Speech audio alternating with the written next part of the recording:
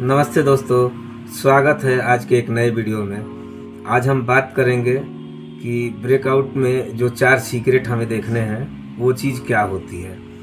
तो हमारा जो ब्रेकआउट सेटअप होता है उसमें पहला चीज़ हमें ये देखना होता है कि लॉन्ग टाइम का कंसोलिडेशन, कम से कम 2 year, 3 year, 4 year, 5 year, 10 year, ये हमारा एक हो गया।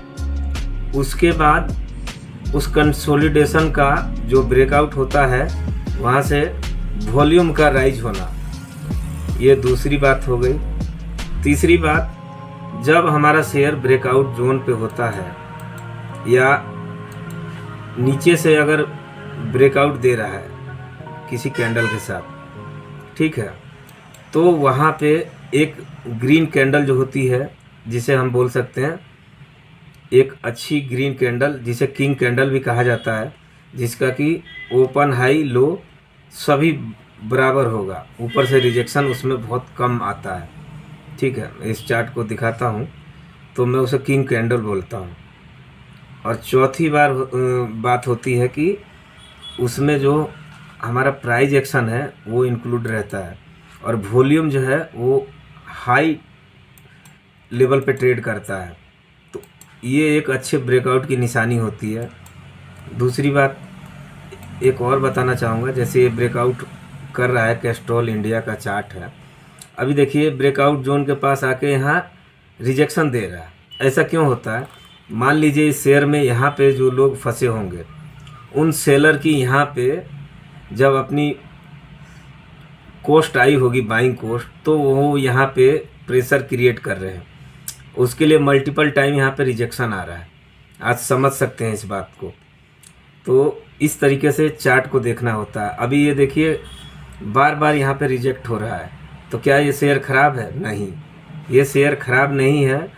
इसको स्टॉप सपोर्ट लेवल, जो इसका मेजर सपोर्ट लेवल बनेगा वो 240 और 230 के आसपास है कैस्ट्रॉल इंडिया का। ठीक है, इस जोन के पास इसका सपोर्ट है और ये इसका मेजर रेजिस्टेंस है। और यहाँ पे देखिए मल्टीपल टाइम ये रिजेक्ट हो रहा है। अब ये रिजेक्शन के बाद किसी मंथ में अच्छे वॉल्यूम के साथ ये देखिएगा ब्रेकआउट करेगा, अगर मार्केट ठीक ठाक रहा तो, और आने वाले क्वार्टरली रिजल्ट अच्छे रहे तो। अन्यथा ये यहाँ से रिजेक्ट होके और फिर टाइम लेके तब ये ब्रेकआउट करेगा।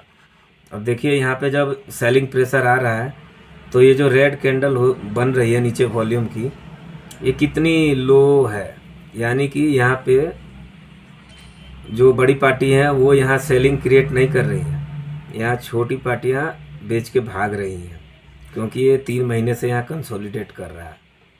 ठीक है, तो इस तरीके से आप चार्ट को देखें मल्टी ईयर टाइम फ्रेम पर, तो आपको ऑब्जर्व होगा कि हाँ चार्ट कैसे देखा जाता है। अब हमारा एक नेक्स्ट चार्ट मैं आपको बताता हूँ, कैंपस एक्टिव ईयर। इसको आप रडार पे रख सकते हैं। इसने भी एक रेंज का ब्रेकआउट दिया हुआ है, नीचे से ये रिवर्सल ब्रेकआउट में आएगा। वीकली चार्ट पे हम देखते हैं। अभी इस चार्ट में हमें क्या करना होगा, देखिए लिस्टिंग के बाद से शेयर ने अपना टॉप लगाया था 640 का, वहाँ से फाइनेंशियल इसके ख़राब हुए और शेयर टूटता चला गया। टूटने के बाद यहाँ इसने एक बेस बनाया, यहाँ पहली बार रिजेक्ट किया, फिर इसने अच्छे कैंडल के साथ ब्रेकआउट दिया।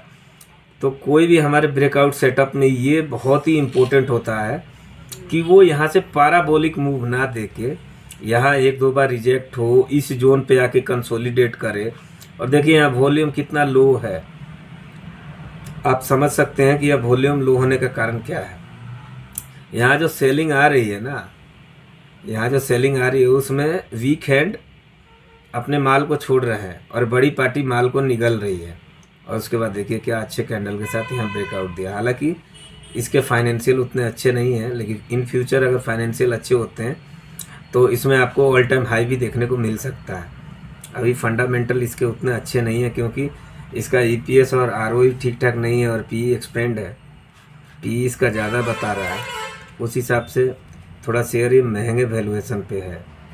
तो इन फ्यूचर अगर इसमें ग्रोथ आती है तो PE इसका नीचे होगा और फिर अगर पी थोड़ा सस्ता होगा, क्योंकि ग्रोथ आएगी तो ही शेयर ऊपर जाने के चांसेज है, नहीं तो फिर ये मज़ा नहीं आता है। अगर शेयर में ग्रोथ नहीं हो तो फिर मैं उन शेयरों में हाथ डालना अच्छा पसंद नहीं करता हूँ। मुझे ग्रोथ चाहिए, growth, sales growth, profit growth, stock कितने प्राइस, CGR कितने % का कर रहा है, ROE ठीक ठाक हो तो मुझे अच्छा लगता है वो शेयर, अन्यथा मैं उन शेयरों में हाथ डालना प्रीफर नहीं करता हूँ। लेकिन ये मैं आपको एक प्राइज एक्शन लर्निंग दे रहा हूँ। और दोस्तों, आप लोग इन्फ्लुएंस ना हो किसी भी यूट्यूबर के कोर्स को बाइंग करने से पहले यूट्यूब पे देखें। आपको फ्री में ही बहुत लर्निंग वीडियो मिलेंगे, आप उसी से सीखें, किसी के कोर्स के चक्कर में ना पड़ें। ठीक है, देखिए ये भी एक ब्रेकआउट का बढ़िया सेटअप है, आप देख रहे हैं। ये शेयर यहाँ से टूटता चला गया, इसने यहाँ बेस बनाया, बेस बना के यहाँ कई बार रिजेक्ट हुआ, और देखिए अपवर्ड जर्नी में। मैं आपको और भी चार्ट दिखाऊंगा आज, M&M का चार्ट दिखाता हूँ, महिंद्रा एंड महिंद्रा। देखिए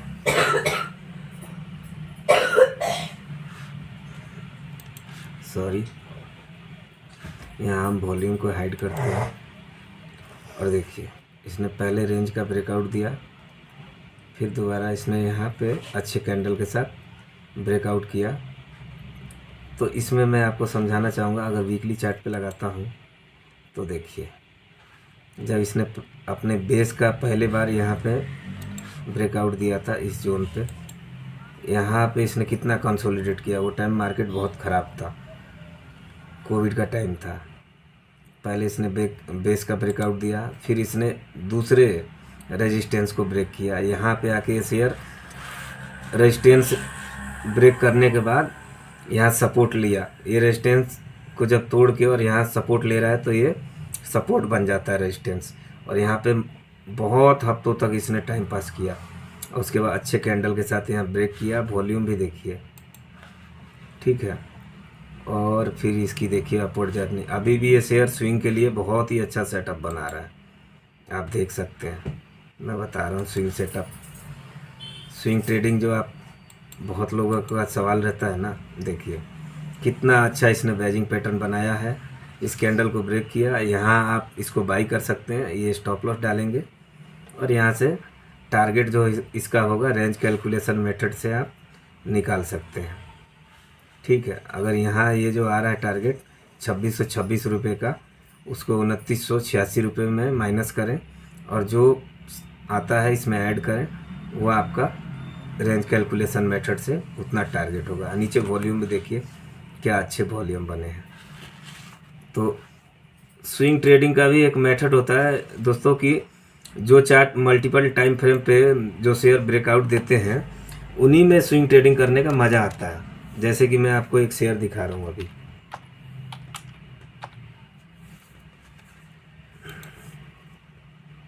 देखिए इसको पहले हम वीकली टाइम फ्रेम पे देखते हैं।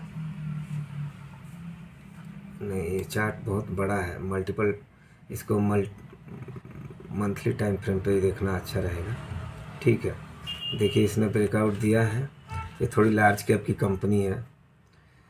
ब्रेकआउट देने के बाद यहाँ से रिजेक्शन आया इसमें, ये इसका सपोर्ट जोन हो गया, यहाँ से बार बार ये सपोर्ट ले रहा है। अब इसको अगर हम वीकली पे लगाते हैं तो वीकली पे लगाने पे देखिए सपोर्ट ले रहा है, यहाँ पे इस जोन पे सपोर्ट ले रहा है। ठीक है, इस जोन पे सपोर्ट ले रहा है, सपोर्ट लेने के बाद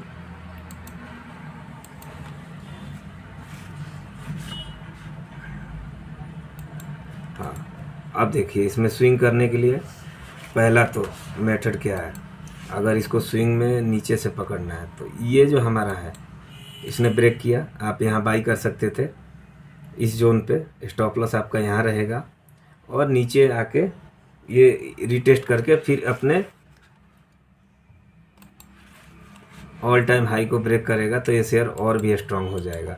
और यहाँ पे जो multi year time frame breakout पे काम करते हैं, वो यहाँ पे पिरामिडिंग करते हैं। ये चीज़ मैंने सीखी थी, एक दिल्ली के ट्रेडर थे, पुनीत सर उनका नाम है। ट्विटर पे वो बहुत कम एक्टिव रहते हैं, उनके ट्रेड वो कम से कम maximum multi year time frame पे जो ब्रेकआउट स्टेजी पे वो काम करते हैं, तो उनका होल्डिंग पीरियड कम से कम तो 1.5 ईयर से 2 ईयर तक रहता है। और जब ये शेयर अपने हाई को क्रॉस करेगा, वो यहाँ पे फिर इसमें पिरामिडिंग करेंगे। लोग यहाँ बेच के निकल जाते हैं, लेकिन वो इंतज़ार में रहते हैं कि कब ये अपने ऑल टाइम हाई को, जैसे उसने ऑल टाइम हाई बना के यहाँ रिजेक्ट हुआ, रिजेक्ट होने के बाद कुछ दिन ये टाइम पास करेगा, और जब यहाँ ऑल टाइम हाई को ये ब्रेक करेगा दोबारा, तो वो यहाँ पे पिरामिडिंग करेंगे। तो आप समझ सकते हैं ये शेयर अभी भी बहुत स्ट्रॉन्ग है। इसका टारगेट 1600 रुपये का है, 1600 का, लेकिन इसका होल्डिंग पीरियड ज़्यादा रहेगा बिकॉज ये लार्ज कैप की कंपनी है। तो इस तरीके से आप देख सकते हैं। तो thanks for watching this video दोस्तों। आप इस चैनल पे हमेशा बने रहें और लाइक शेयर सब्सक्राइब भी करें। बहुत एफर्ट लगता है वीडियो बनाने में दोस्तों। Thanks for watching. जय श्री राम।